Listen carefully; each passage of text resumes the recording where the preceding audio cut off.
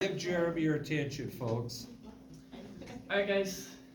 So, in late May of last year, famous soccer ball player Kurt Zouma made headline news when a video surfaced of him giggling and laughing as he was drop kicking not a soccer ball, but rather his very own cat.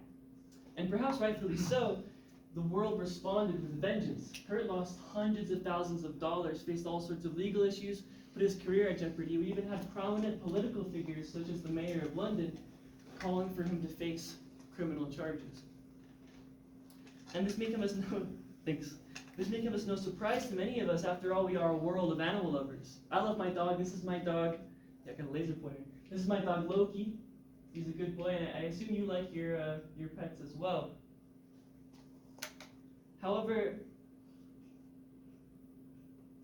we have Kurt Zouma here, who is giggling and laughing as he's kicking his cat. So it's like, we can only speculate what brought him pleasure from this action, but suppose he just liked the way it sounded. Suppose he just thought the sound of kicking his cat was funny. Now ask yourself this: should we be able to use sensory pleasure, such as sound, to justify such animal abuse? Now it seems that we are pretty loud and proud about our love for animals, as we've seen from our responses to Cecil the lion and Harambe the gorilla. Rest in peace. However, when it comes to farmed animals, I start to question how far that love goes. So here we have a video of the most common way in which we slaughter pigs. Option is the carbon dioxide gas chamber. A system of rotating cages lowers the fully conscious pigs 2 or 3 at a time into the heavily concentrated gas, which begins to burn their eyes, nostrils, sinuses, throat, and lungs, while suffocating them.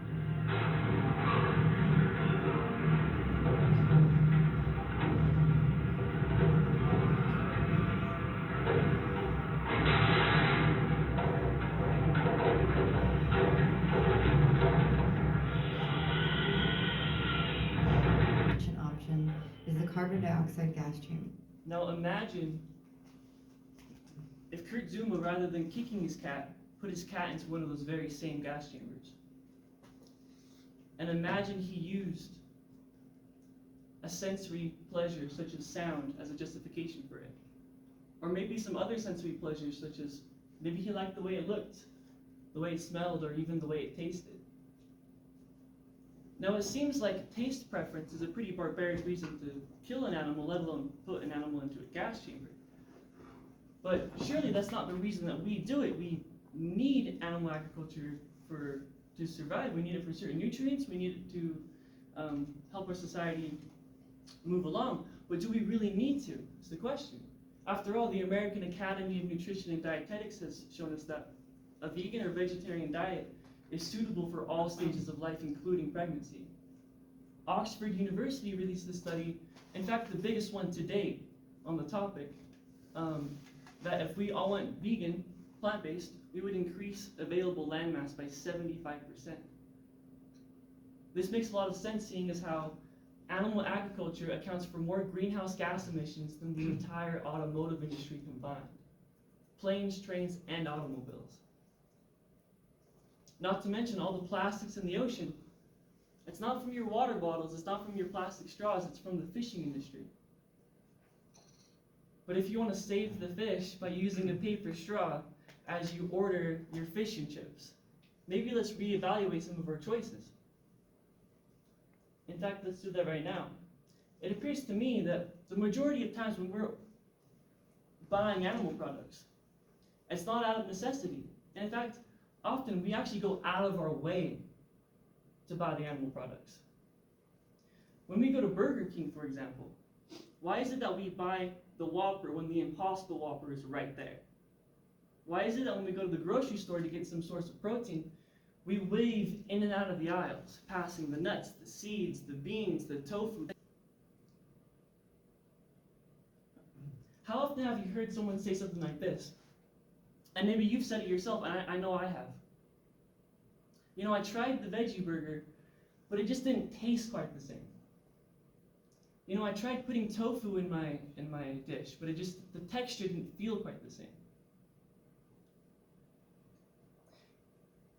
You see, if we're using sensory preferences as a justification to buy these animal products, and then the buying of these animal products consequentially requires the slaughter of an animal, rather than paying the hitman to do it, would you do it yourself? Here we have a video of hatchery calling. This happens. This happens right after male chicks are hatched, because male chicks don't lay eggs. So you really like the taste of pepperoni on your pizza, the feeling of holding a hot dog at the baseball game, the sound of bacon sizzling in the morning. Would you do it yourself to experience those sensory preferences? Now, earlier in the speech,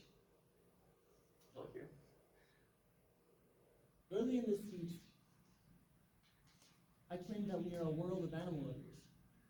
And I hope you can forgive me when I tell you that was a lie. you see, I would bet all my money, everything I own and everything I will ever own in the future, that the animals on these factory farms would much rather be Kurt Zuma's cat. And if we so vigorously call Kurt Zuma an animal abuser for kicking one cat, yet we're throwing billions of animals into gas chambers for pepperoni on our pizza, then what the hell are we doing? So, yeah, that's my speech.